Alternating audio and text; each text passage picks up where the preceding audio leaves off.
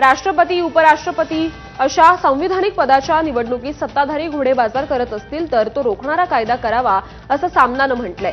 सामना वृत्तपत्रानं आज अग्रलेखातूनही ही मागणी केली आहे। घोडेबाजारात सामील होऊन तटस्थ राहणाऱ्या पक्षांची मान्यता रद्द करावी अशी मागणी सामनानं केली आहे।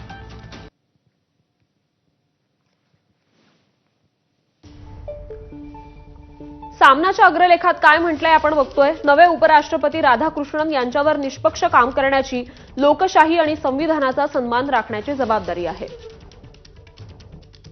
शपथ घेतल्यावर त्यांनी एक काम राष्ट्रहितासाठी सर्वात आधी केलं पाहिजे,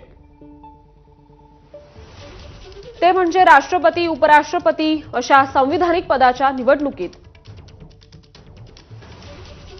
सत्ताधारी घोडेबाजार करत असतील तर तो रोखणारा कायदा करावा। अशा निवडणुकांपासून कुणालाच लांब राहता येणार नाही। हे मतदानही खुल्या पद्धतीने व्हावं याची तरतूद व्हायला हवी। एका बाजूला मतदान सक्तीचं करावं अशी मागणी केली जाते,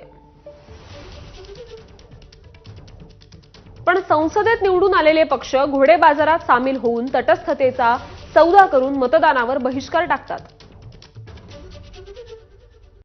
अशा पक्षांची मान्यताच रद्द व्हायला हवी। राधाकृष्णन या सगळ्यांचा गांभीर्याने विचार करतील। अर्थात खुर्चीवर बसल्यावर माणूस खरे रंग दाखवतो, नव्या उपराष्ट्रपतींचा रंग काय ते लवकरच कळेल।